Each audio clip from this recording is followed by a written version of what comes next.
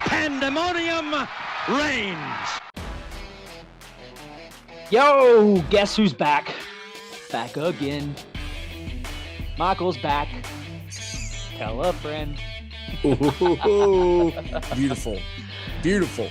I don't know what to do with myself, my dude, because we were at Florida together. We were at Alabama together. And I know it was UT Martin, but I feel like a piece of my heart was missing this weekend. Yeah, it didn't feel right to not be in Neyland Stadium, did it?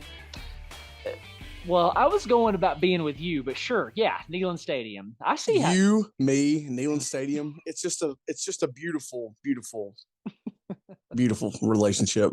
Yeah, man. So we're here. We're back. We're back with an Orange Cast here to talk Tennessee, and it's an exciting time for Volunteer fans everywhere.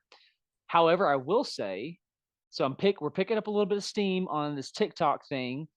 I think it has a lot to do with the success of the Volunteers, but it seems like they're kind of coming out of nowhere. Wow. Like, we appreciate it, but wow. Yeah, like I'm not talking about like Vol fans, like air quote right here, like I'm going to your profile and this is your first ever post about the Vols. I have questions. Hey, you know what we don't have questions about? Tennessee's offense. Bro, read my mind. Tennessee's offense. Hendon Hooker with a solid performance, even though about midway through the second quarter, obviously you and I are texting, I'm going, get him out. Yes, dude. Yes, absolutely. So thoughts. I mean, the only thing that I want to say before we move on, and I get your thoughts on Tennessee, the offensive side of the ball, is Princeton Fant a better quarterback than Spencer Rattler? Ready? Go. Yes, he is 100%. There is no doubt. Check the completion percentage and the stats, and there is no question in my mind. Oh my gosh. Tennessee's offense, several dudes touch the ball, several dudes with carries, several dudes with receptions. And I just want to set this and maybe just use this kind of as a launching pad, if you will. I feel like Ramel Keaton could have made any roster he wanted to. I feel like he's good enough to be on any roster. I feel like he's good enough to be on a Bama roster, especially this year, on a Georgia roster, especially this year. But he stayed, and he caught 5 catches for 77 yards, and you and I were so tickled that he got his not 1 but 2 first touchdowns on the season.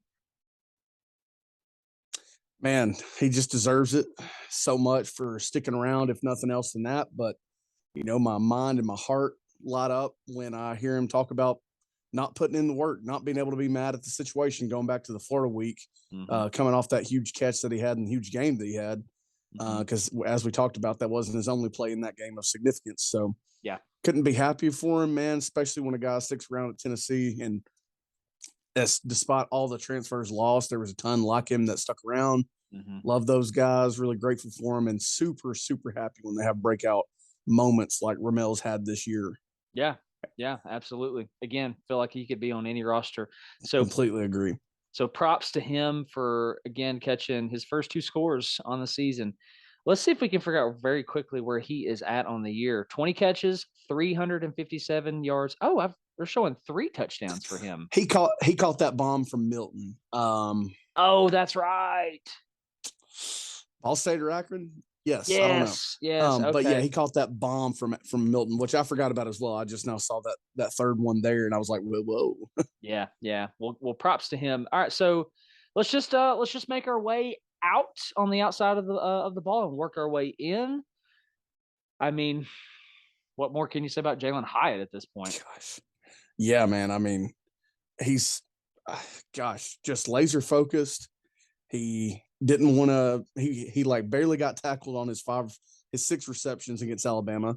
He continued that yesterday. He just he caught it short, took it to the house. I mean, burning people so Princeton Fant could hit him. 174 yards on 7 receptions. I mean, here's a thought that you and I talked about, or that I text you about. I think my yardage prediction for Hyatt and Jabari Small was like 825, 875. Dude's already at 769 through 7 games. So maybe it would have been different if Tillman would have been healthy all this time, but he's going to blow that 800 number out of the water that I had. Yeah, you said 75 catches, 825 yards, 8 scores, which he's at 12 scores. And I said 42 catches, 650 yards, and 6 touchdowns. I put that on TikTok, y'all. I'm just going to go ahead and delete that.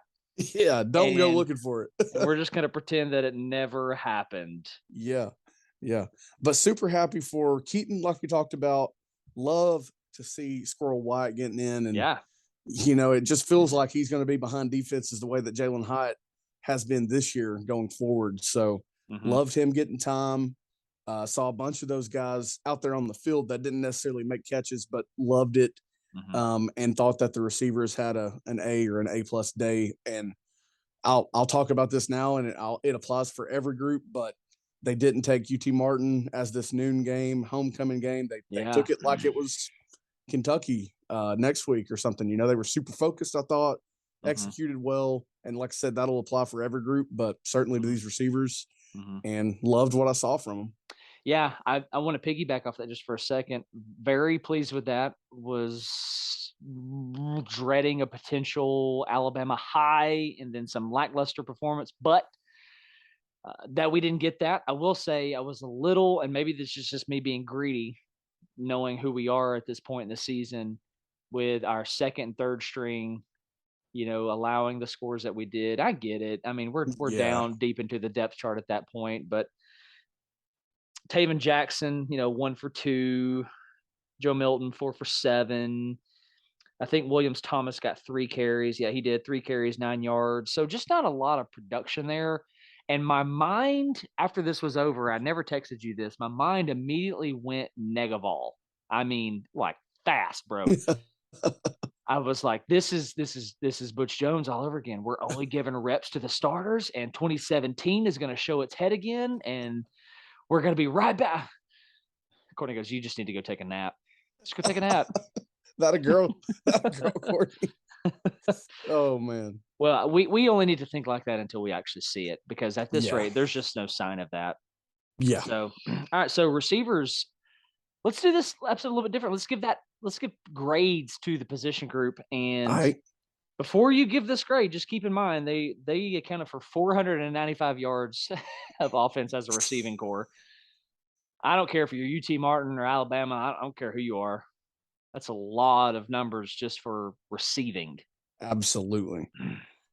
But I'll stick with an A. No, A+, man. They played A+ ball.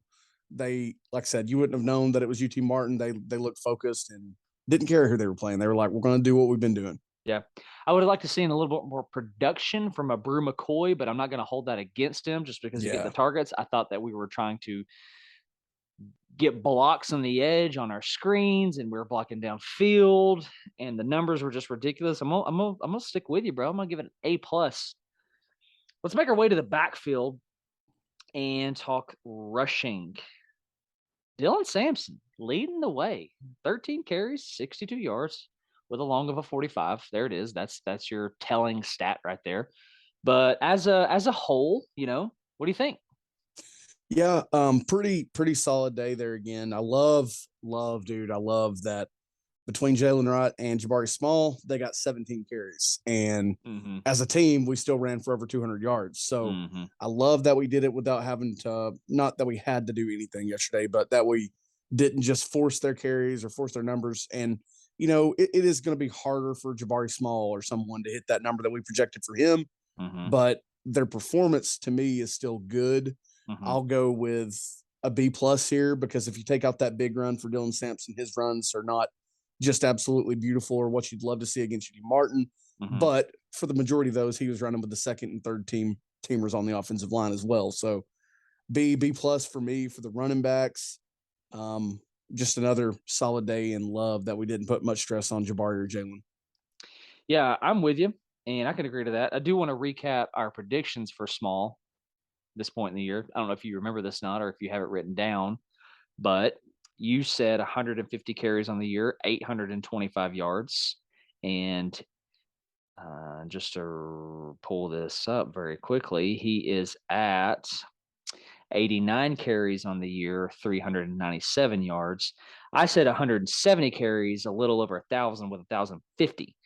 You said 10 scores. I said 8 scores. He's got 8.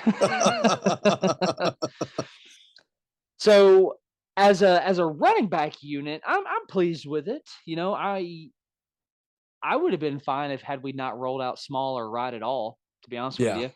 Yep. I didn't feel like it was necessary. However, Hooker had 4 carries, 28 yards, which is 4 more carries than I wanted him to have. Yeah, absolutely. And maybe it's just the conservative in me. I do have a naturally conservative personality. I just didn't I wanted him out of there. I did not want him carrying the ball. Like, throw it away. Do not. All I could see was the Tillman Akron game situation all over again. Yeah. And you know, with what we've been through for the last 15, 20 years, you know, since 2008, whatever, hard for me to not feel that way. I feel like it's justified. So you gave what to the running backs? A B? Yeah, B plus. I'll say B. Okay. I didn't feel like the offensive line did a great job in the running department, but also feel like there were some lanes there and they didn't make the cut, or they didn't hit it. So I'm actually going to go a little bit lower that and just say like a C plus. Okay. Don't love that. I feel like a UT Martin, that your starting running back in the SEC should have a little bit better production than 3 yards a carry. Yeah. Than 3.2 yards a carry for right. So don't love it. Don't hate it. I'm happy with it. I get it. At the end of the day, it's UT Martin. So whatever. In just a little bit, tight ends, because Princeton Fant has made a conversation for us here. Yeah. Princeton Fant as a blocker, Jacob Warren as a blocker. Nothing to complain about for me there. Sure. Princeton Fant as a fullback or an H-back, absolutely nothing for me to complain about there. And I think Hoppel joked about it. Don't exactly know the context of his quote, but he was talking about Princeton making a pretty special throw on that touchdown to Jalen, and he was about to get popped. He just put it up there, and he probably could have thrown it with his non-primary hand and got it to him as open as he was. But everything but receiving Princeton Fant, I am great with. He dropped a touchdown, and you know, it's like he makes one of those plays per game, and is what it is. Like we've talked about, we can't wait to see some really, really athletic, viable, awesome tight ends in the system, because the plays will be there for them. Yeah, we've proven that. They were dudes that were running open last year and were making plays last year, and they're maybe Princeton Fant only has dropped off just a little bit in the receiving department. But again, outside of that drop touchdown, I don't know what more you could ask for, especially with him cutting that run to the outside, man. That was awesome. And then he scores on basically a fullback dive again. But just all things considered, dropping the touchdown does stick with me a little bit vividly. I'll go C plus for the tight ends, just because that's going to be the primary thing you look for them. Yeah, for sure. So again, Colton was at the house yesterday and we're watching this game together, and he goes, "Wait a second, 88. That's that dude that scored that fullback dive last week." He goes, "Wait a second. What is he? Is he a tight end? What is he, a running back?" And I said, "Well, in his time here, he's been a tight end, he's been a linebacker, he's been a receiver, he's been a running back. Didn't we even line him up at or work him out at tackle under the Pruitt era a little bit?" Dude, I think so. Hey, here's what you could have said. Here's what you could have said. You could have said, "He's a businessman." That's awesome, bro. Yeah, okay. Mike 1, Henry 0. So, oh yes, there you go. So I'll give C plus to the tight ends as well. You didn't make a presence, but you didn't do anything to catch negative attention. Is, I guess, the best way that I know to say that. You were kind of absent.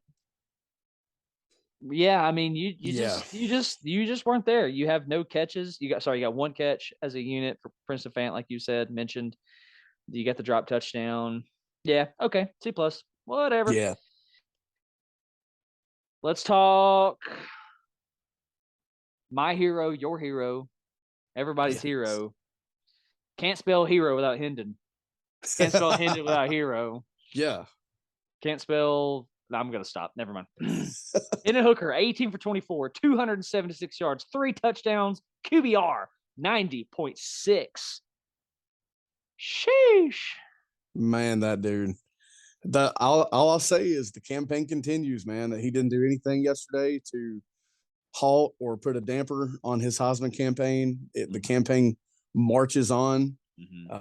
If my quarterback had thrown 4 touchdowns in this game, all in the second half against Iowa, well, that wouldn't be my quarterback. That would be C.J. Stroud. So we're talking about Hendon Hooker again. You wouldn't know that we were playing UT Martin. You wouldn't know that it was homecoming.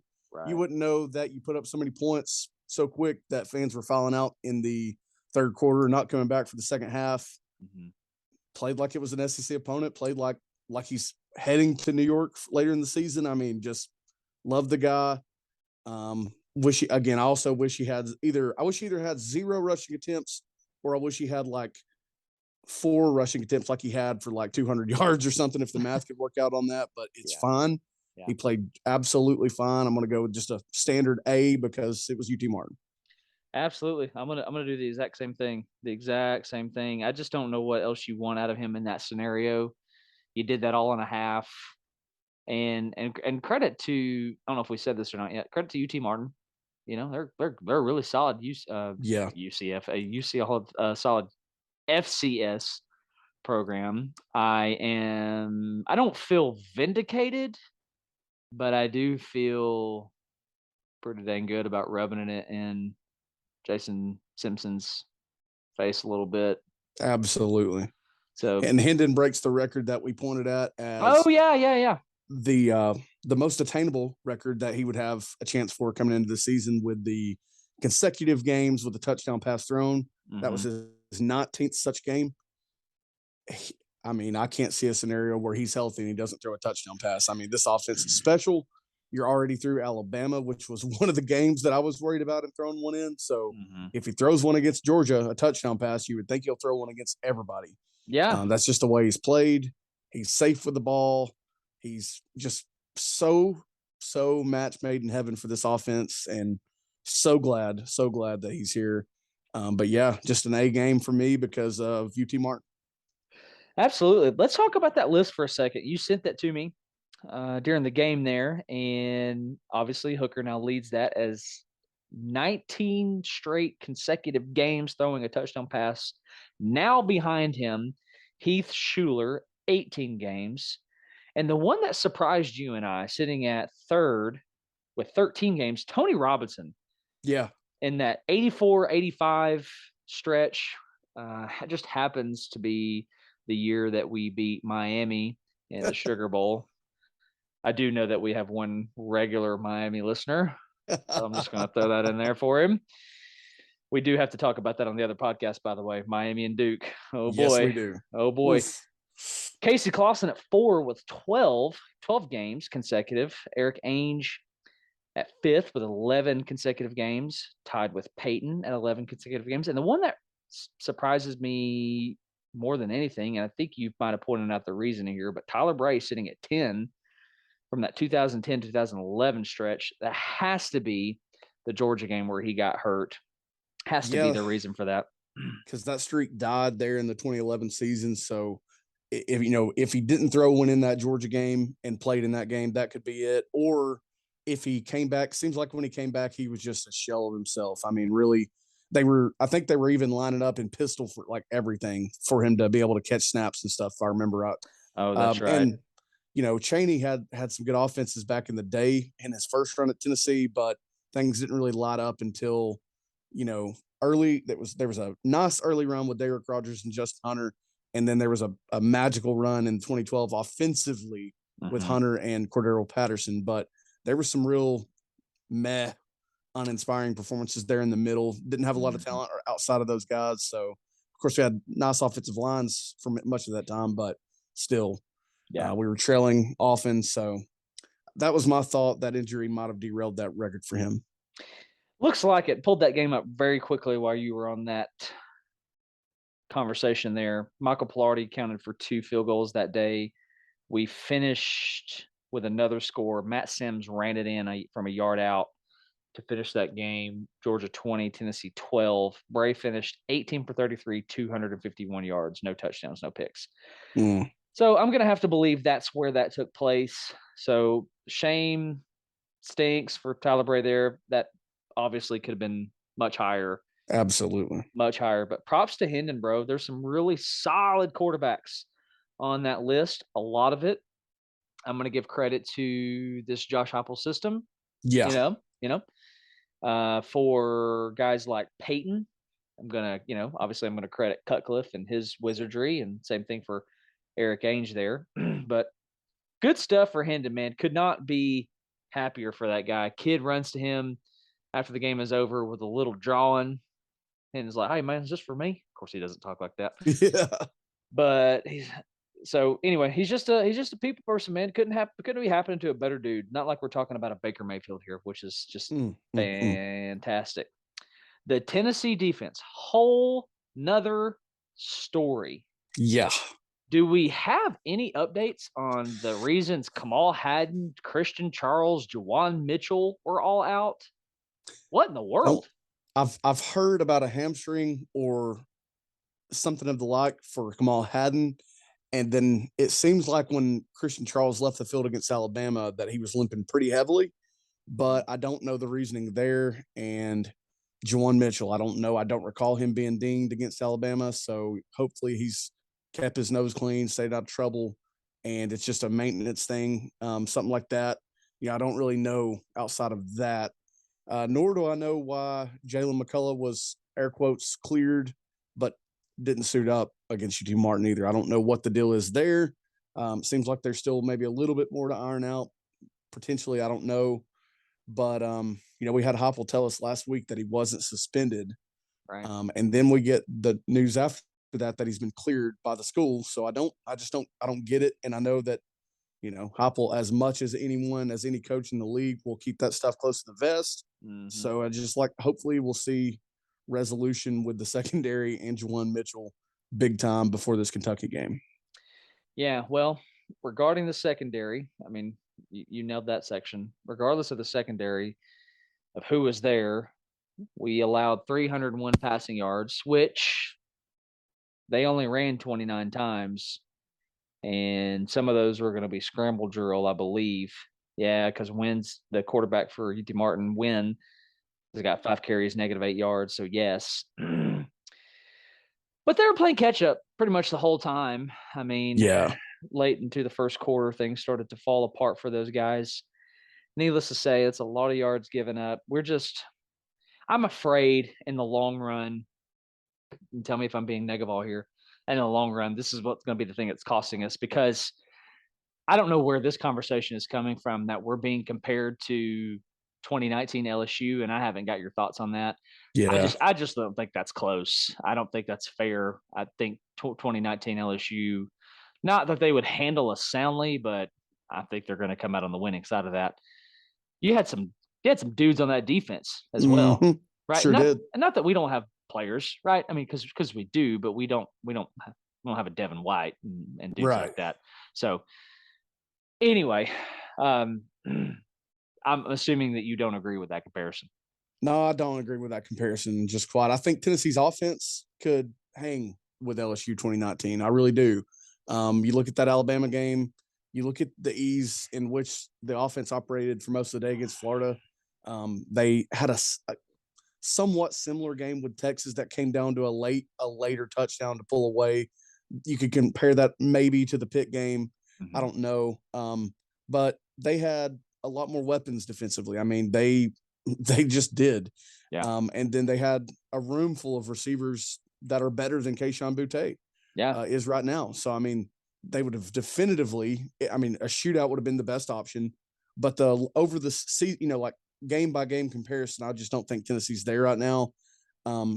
Other than that defense, again, I think the offense for Tennessee's there, but I don't think the defense is anywhere close to what LSU was capable of, even though they gave up some some crooked numbers that year as well. But Yeah. again, they were scoring so frequently, not as fast as Tennessee does in a lot of games, but they're scoring so frequently, your defense is going to get got sometimes. So For sure. Tennessee probably would have, put some points up, had a shootout, but I agree. I think Joe Burrow and that offense would have won the game. Agreed with that. I don't know if there's much of a conversation there. Defensively, I just don't know that we can do enough to hang around. I mean, can you imagine that LSU offense against our current defense? I mean, that you talking about, and it's nothing against our dudes. I love our dudes. I mean, I really love this team, but my heavens, we had our leading tacklers were McDonald and Turrentine. When that's your secondary, that's just not good. Yeah. That's pretty indicative of what's going on in the rest of the defense. But a lot of dudes saw playing time. A lot of dudes saw a lot. So like Caleb Perry and D. Williams got corner time. Solon Page got a handful of or lots of minutes actually. You had Josephs get a lot of snaps. Pierce gets snaps. Tyree West got a lot of time. Yeah. So that's very exciting. I was excited to see a lot of those guys get a lot of time there. So just keep it on track with the way we're doing this. Secondary, gosh, I will give the secondary as a whole like a C. Yeah. And you know what I'm gonna do? I'm gonna give old William Wright a B-. Absolutely, man. He showed as well. We've played a lot of zone this year, and William Wright showed as much or more instinct on that one play where he picked that ball off as maybe you might go back to the first play of the season before you talk about instinct like that, because there was some baiting elements to what Tamarion McDonald did to the Ball State offense on that play. Yeah. The pressure was enormously in their face. I mean, even on the trickeration, it didn't matter. And like I said, there were some baiting elements to Tamarion McDonald's pick there. But dude, William Wright, man, just reading the quarterback the whole way. The quarterback kind of locked in on that guy, and he said, "My ball." So yeah, I'm good with him getting a B or more. But yeah, I'm with you on the rest of the secondary. Everyone else, even his performance outside of that play, no better than a C for me. I mean, yeah, they were playing catch up. Yes, they passed the ball with 47 attempts yesterday. That's a lot. Mm-hmm. And heck, you held them to 28 completions if you count in the backup. So that's a pretty decent completion percentage, but it is UT Martin. You don't need to give up 300 yards to every opponent, and that's what we're doing. Mm-hmm. And I'm with you. The logical football mind, that's the opportunity for Tennessee to lose games, whether it's one that they maybe should lose or still very heavily considered to lose in Georgia, or whether it's allowing someone that has no business beating this team to do so, because the defense, man, the secondary, yes, they're giving quarterbacks less time. They're forcing a lot more panic from the quarterbacks, but they're not great at what they do, and we're as thin there as anywhere else. I mean, that's by far the thinnest position, and they're getting eat up. I didn't notice any kind of difference between Jalen McCullough and Danico Slaughter. Yeah, I'm with that.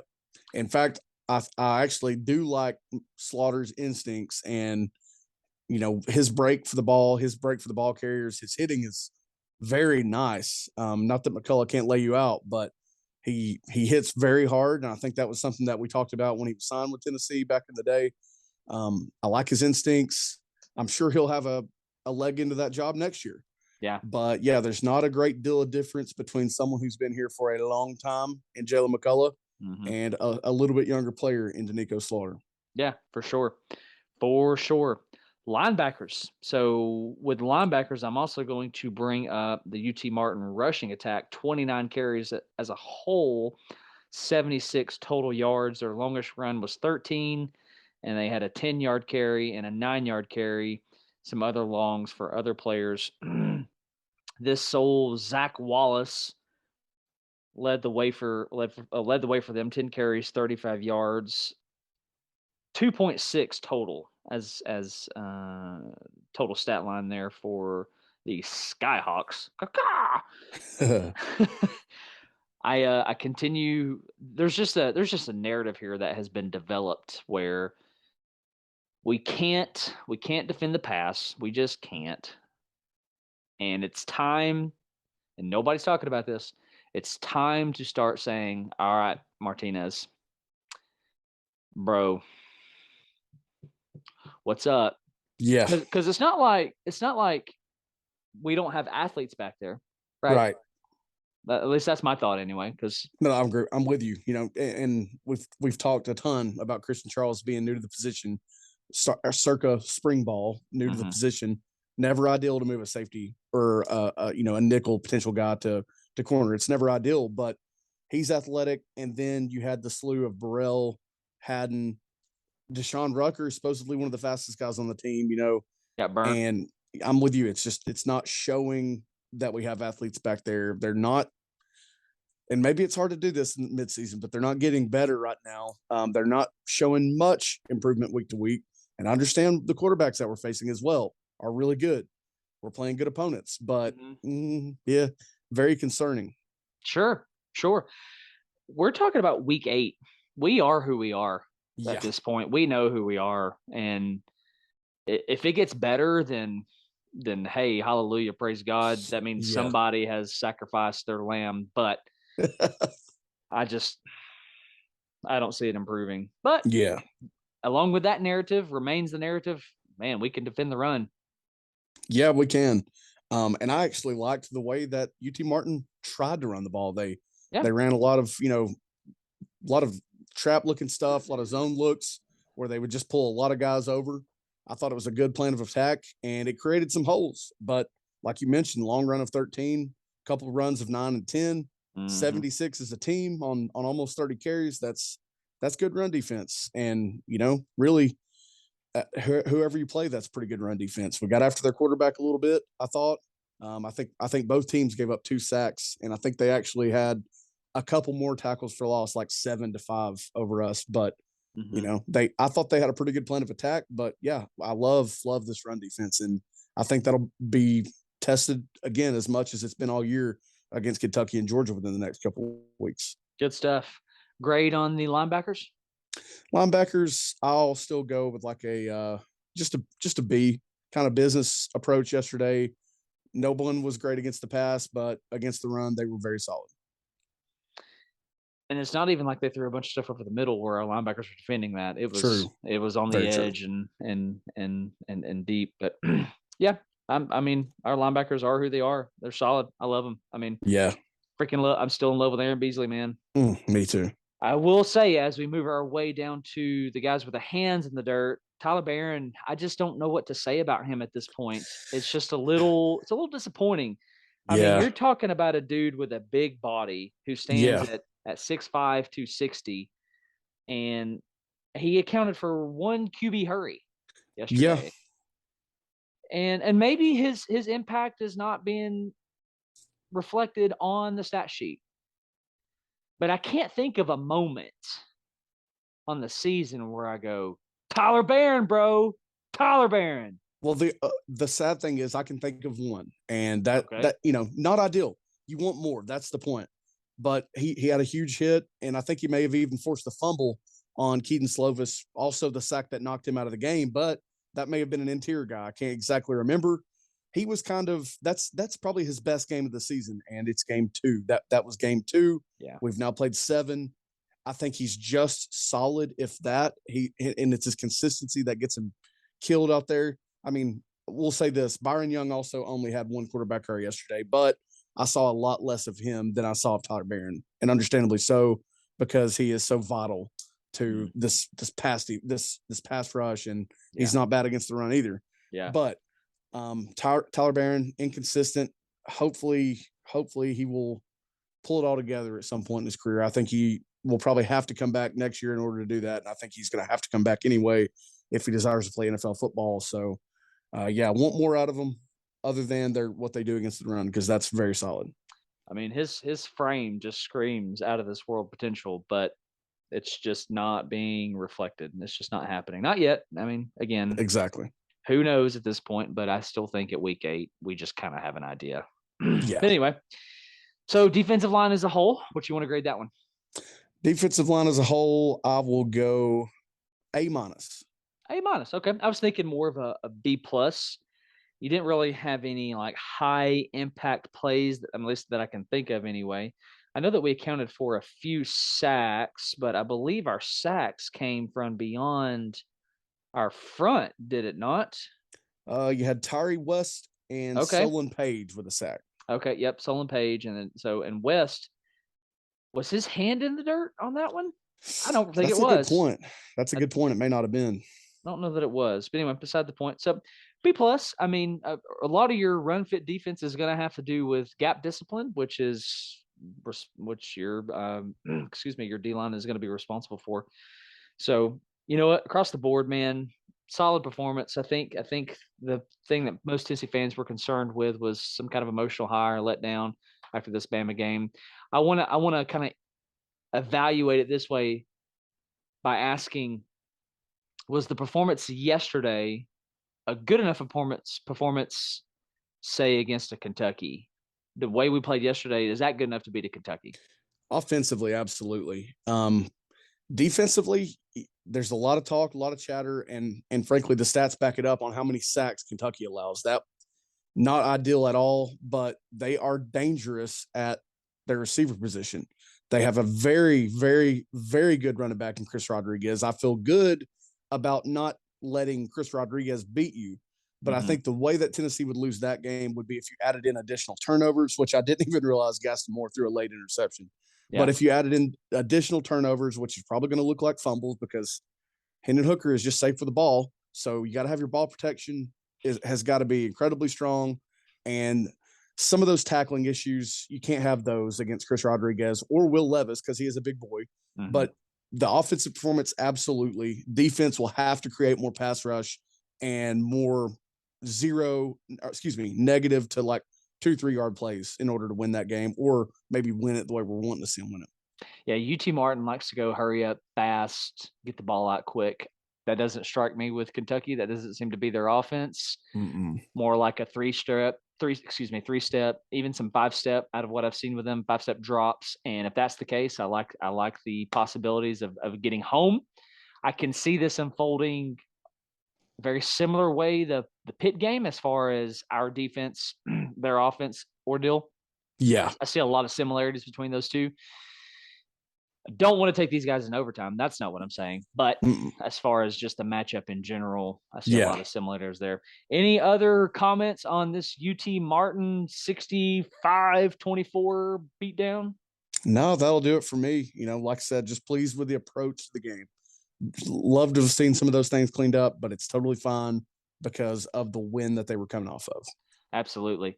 Listen, guys, it's these games that need to remain on the schedule. It's these games where the small schools get paid the loads of money. And it's for that reason, you have these small schools who can continue to offer football scholarships. You take this game off the schedule, you lose that opportunity for guys to play football who might not get another chance somewhere else. With that said, this is Pandemonium Reigns. I'm Dan. He's Mike. Make sure that you're going and following, subscribing, and pushing all the buttons. Tell your mama, your daddy, your greasy granny, wherever she's at, let her know to follow the Pandemonium that reigns. We love you guys. Have a fantastic week. God bless. Go Vols.